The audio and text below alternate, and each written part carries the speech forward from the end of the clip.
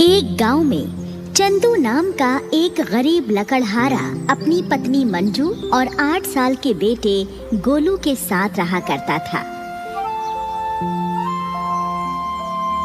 चंदू के पास एक पुरानी कुल्हाड़ी थी जिससे वो जंगल से लकड़ियां काट कर लाता और एक होटल वाले को बेच दिया करता। लकड़ियां बेचकर जो भी 50-60 रुपए उसे मिलते, उन्हीं से उसके परिवार का गुजारा चलता।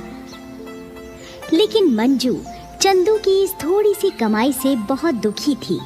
वो हमेशा उससे कहा करती, मैंने कितनी बार तुम्हें समझाया है, तुम्हारी इस थोड़ी सी कमाई से घर का गुजारा नहीं चलता।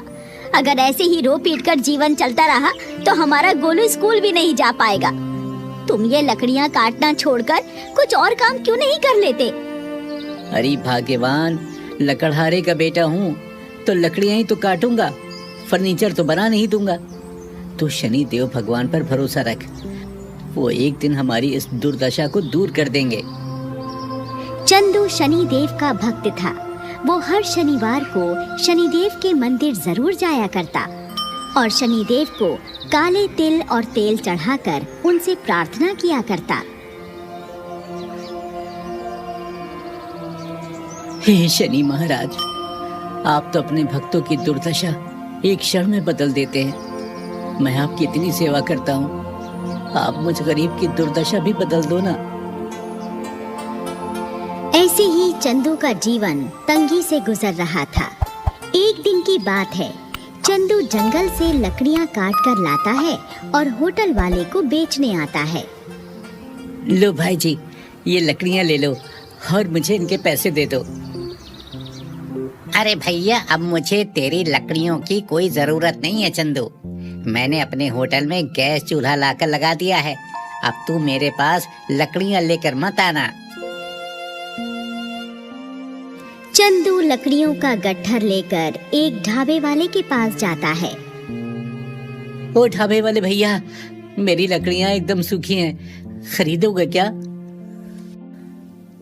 अरे भैया, लकड़ियों का तो मेरे पास पहले ही काफी ढेर लगा हुआ है, और लकड़ी खरीद कर मुझे क्या करना है?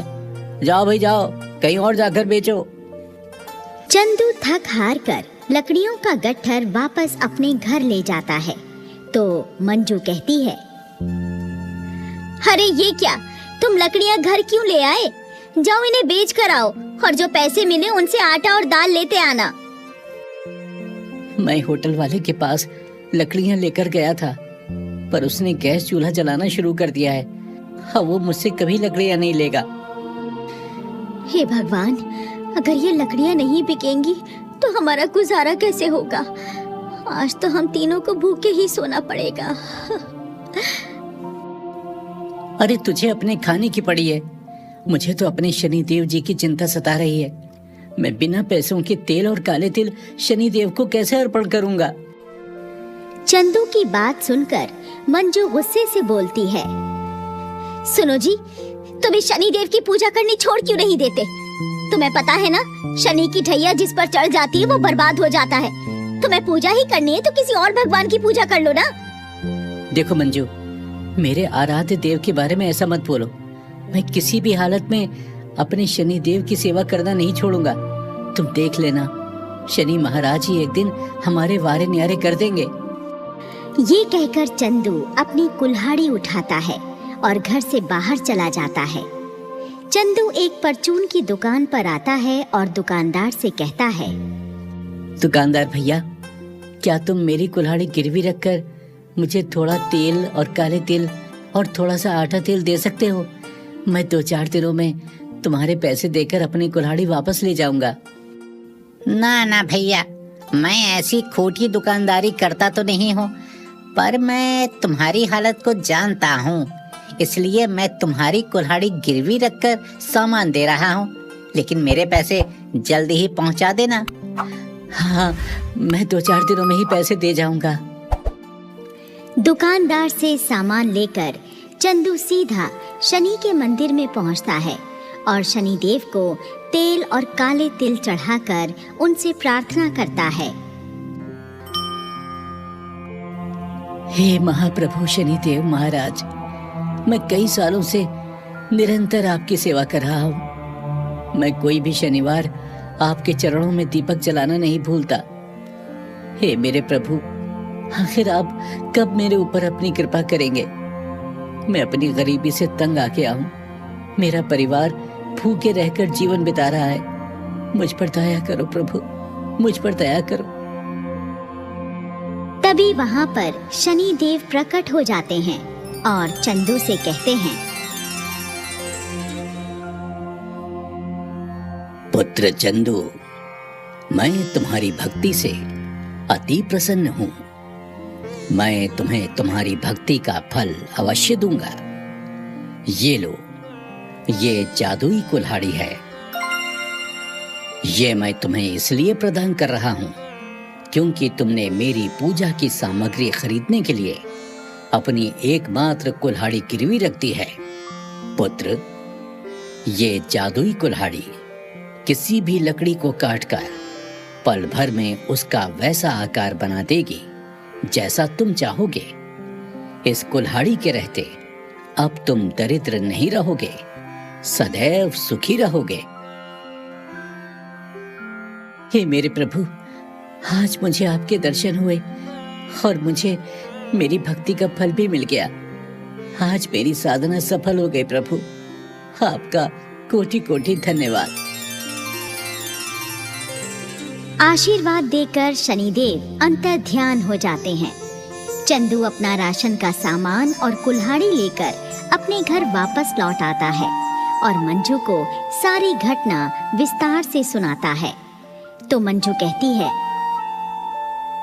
हाँ, देखो जी, अगर आप सच बोल रहे हो और ये सचमुच ही जादुई कुल्हाड़ी है तो आओ इसका परीक्षण कर लेते हैं।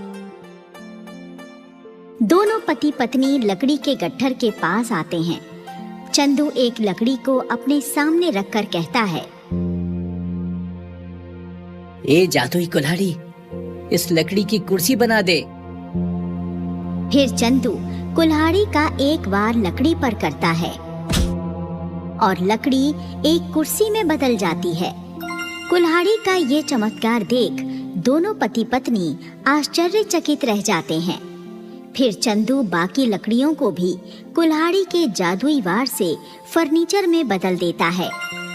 मंजू खुश होकर कहती है, हाँ, अरे वाह, सुनो जी, ये कुल्हाड़ी तो सचमुच कमाल की है। इसने तो अपने जादू से सारी लकड़ियों को फर्नीचर में बदल दिया।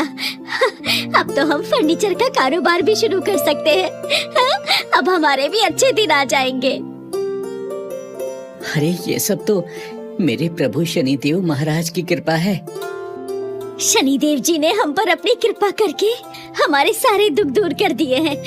आज से मैं भी सच्चे मन से शनिदेव जी की भक्ति किया करूंगी। उसके बाद चंदू और मंजू मिलकर फर्नीचर का कारोबार शुरू कर देते हैं। चंदू जंगल जाकर जादुई कुल्हाड़ी से सूखी लकड़ियां काट कर ले आता और जादुई कुल्हाड़ी के जादू से लकड़ियों का फर्नीचर बना देता और बाजार से कम दामों पर फर्नीचर बेच डालता। इस तरह चंदू का कारोबार खूब बढ़िया चल निकला था। एक ही साल में चंदू काफी पैसे वाला हो गया था। अब उसका जीवन सुखी हो चुका था। चंदू का बेटा गोलू भी अब स्कूल में पढ़ने लगा था। उसने अपनी कमाई से एक धर्मशाला भी बनवा दी थी जिसमें गरीब और असहाय लोगों के ठहरने और खाने पीने की उचित व्यवस्था थी। चंदू और मंजू अब दोनों मिलकर हर शनिवार को शनिदेव की पूजा करते और उनके चरणों में तेल और काले तिल का चढ़ावा चढ़ाते हैं।